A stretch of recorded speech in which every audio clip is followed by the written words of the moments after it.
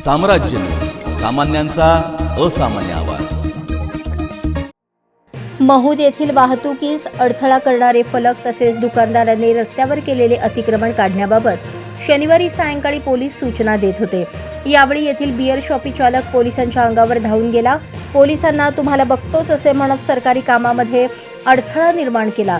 शिवाय या beer shoppe चालकाने अवैधरित्या देशी विदेशी दारू बाळगल्याप्रकरणी सांगोला पोलिसात गुन्हा दाखल करण्यात आला आहे।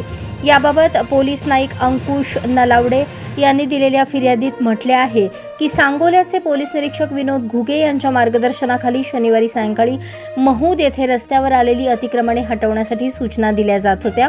महूद ते आटपाडी रोडवर दीपक बियर शॉपीजवळ आले असता शॉपीचा फलक रहदारीला अडथळा करत आहे, तो काढून घ्या असे सांगितले।